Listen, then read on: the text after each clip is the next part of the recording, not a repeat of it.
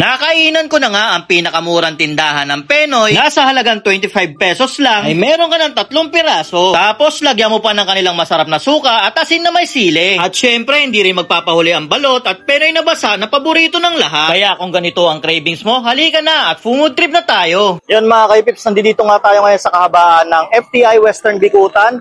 Bale, dito lang yan sa may Langka Street.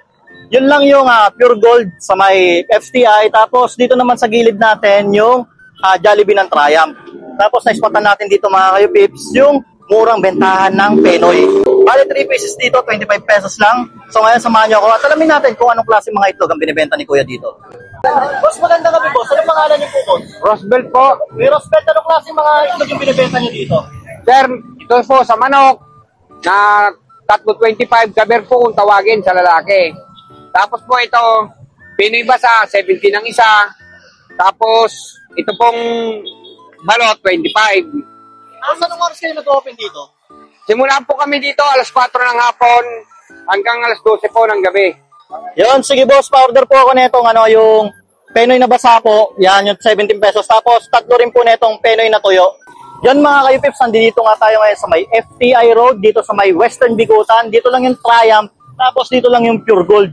May nakita nga tayo dito na murang bilihan ng Penoy. Bale, 3 piraso ng Penoy niya, 25 pesos lang. Kaya, tikman na natin. Yung Penoy na to, tuyo to. Ito yung ginagawa nilang yung sa kwek-kwek. Yan. Tsaka itlog to ng kaber. Yan. Madali lang tong kainin. Kasi wala naman siyang tubig. At ang maganda dito kasi yung sausawan nila dito, no? Yung suka nila, masarap daw. Tapos meron sila ditong asin. Papakita ko sa inyo kasi meron siyang timplang sili. Yun mga kaipips, tingnan nyo yung asin nila dito. May timpla na, meron na siyang sili. Tikman na natin, ito na yung ating Penoy na tuyo. Lagyan natin ng asin. Kunti lang, medyo bangang to. Siyempre. Tapos, ito yung kanila naman suka.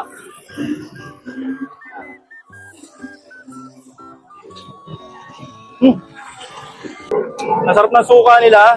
Tapos yung Penoy na tuyo. Tapos talagang lumalapat talaga yung anghang ng kanilang asin.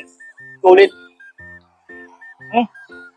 At ngayon naman, tikman naman natin yung kanilang dito, yung Penoy na basa. Ito, sa bibi naman to yan, kitang-kita nyo.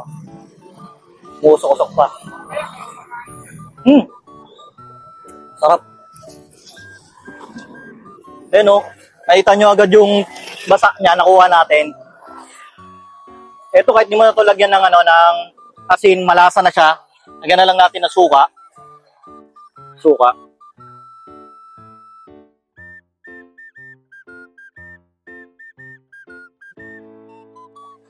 The best. Pero dito, meron din siyang puti, no? Yan.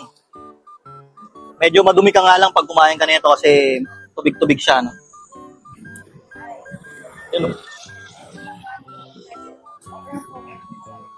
Yan mga kaipiks, no? Kung naghahanap nga kayo ng murang bilihan ng Penoy o balot, dito lang ulit yan sa may FTI, dito sa may Western Bicutan, dito lang yung Triumph, tapos ito lang yung Pure Gold. Open nga pala sila dito ng alas 4 hanggang alas 12 ng madaling araw. So ano pang hinihintay nyo? Punta na kayo.